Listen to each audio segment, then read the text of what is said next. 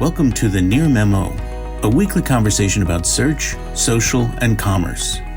What happened, why it matters, and the implications for local. So, okay, let's move on to item number 2, which is the top 1,000 keywords as indicated by Ahrefs and Kevin Indig, who's the director of SEO for Shopify. He had a post on LinkedIn in which he made some observations about that, and then I looked at the Mike and I have also both looked at the spreadsheet that was generated, and it's very interesting. The first observation, which we wrote about this week, would be that the top 1,000 keywords is dominated by brands. Most of the keywords there are brands. I don't know what the percentage is, but it's much higher than you would think. Fewer categories. There's some pornography in there. We can debate about whether it's as much or less than you'd expect. It was the number one search by well, search volume. The brand Pornhub was tied with Facebook as the number one keyword. But then number 8 was porn, number 12 was porn, just porn, the category porn.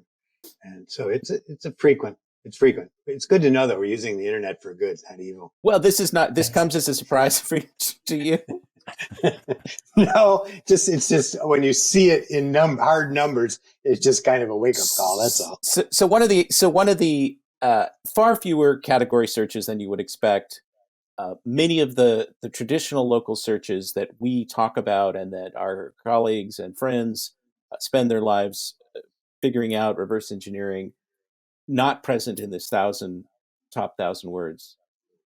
These are part of the long tail, but there was a ton of local content, as I indicated in the newsletter, present, and that consisted of categories like grocery store or gas station near me. There were about 126 near me references out of 1,000, which is about 1 out of every 8. And then there were a lot of other local queries, retailers, food related, Chinese food, et cetera, et cetera. A lot of things that we could confidently say were local queries. There were many that were ambiguous. So there's one question about whether a retailer brand is an e-commerce query or a local query. Well, if you look at the data from the US government and others, most of those transactions still happen in store, or there's an online order and an offline pickup. So these are local queries by and large themselves. So we came out with, Mike and I independently did an analysis of the percentage of local queries in that list, and we both came out with basically the same number. It was about 34%.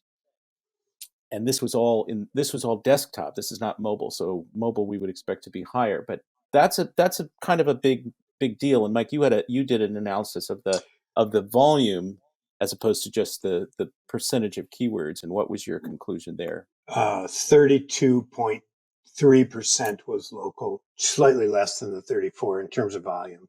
So years ago from Google, I think. Although, like I said, if we pulled the porn references out, it would be quite a bit higher. I don't know if one should do that or shouldn't. But well, we operate on the internet as though the pornography piece of it is really sort of cordoned off to the side. So we can speak about it as though it doesn't exist.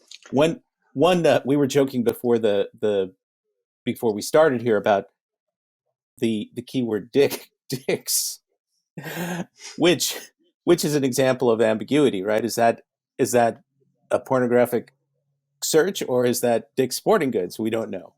But which might be a local search as well. Yes, it's both. In both cases, it's perhaps a local search.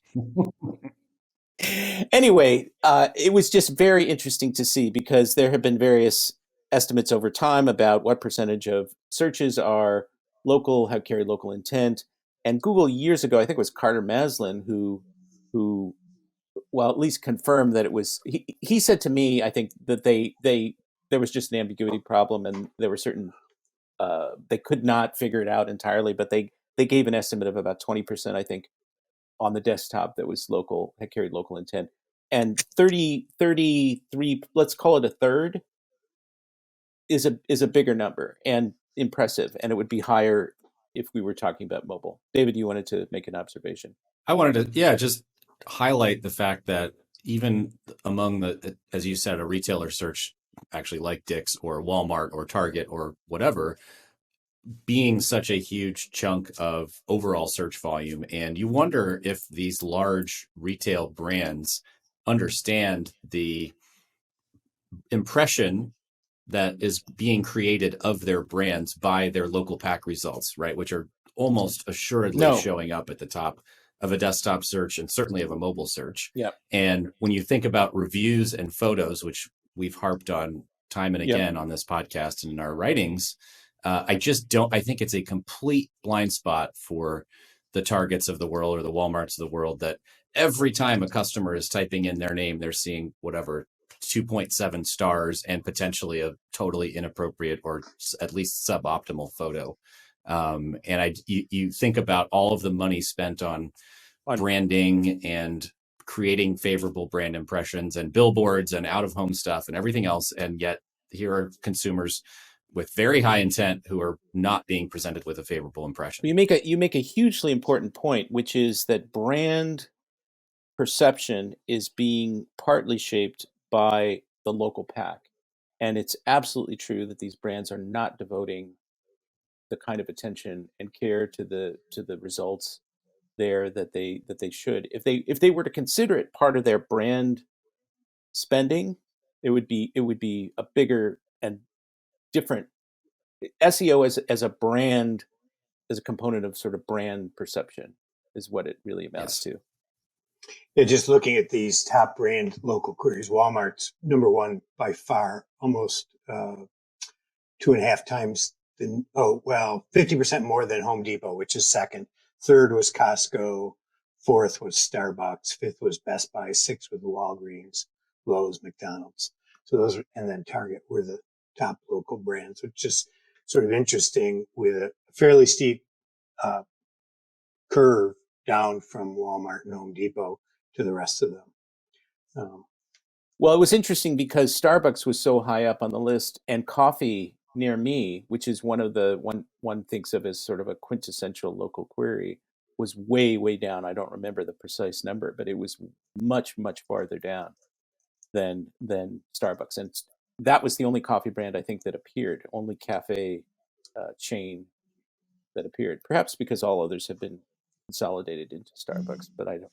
There's some regional and other chains that exist that didn't appear at all. I think it's probably true on a national basis. I mean, they're the only really national coffee retailer with a physical presence across the country, I would say.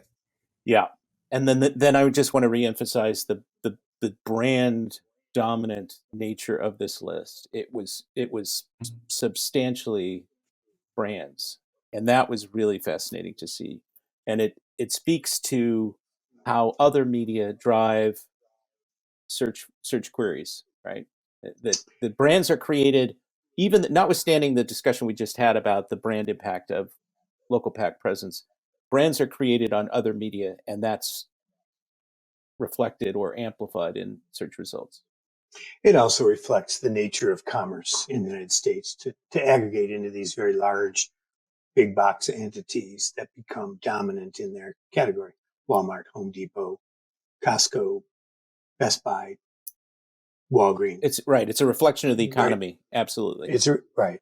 So it's a dialectic that goes on in our economy, and it reflects this tendency in our economy to support monopolies, which I know we're going to talk about shortly with really big ones, but it happens in retail all the time with very little to no oversight, to the great detriment of every small mom and pop shop that used to sell, widgets. They don't sell widgets anymore. Well, that argues for aggressive local SEO for mom and pops, where if they can appear in the local pack, that's an opportunity for them, and especially with inventory data, they can appear for certain kinds of product queries.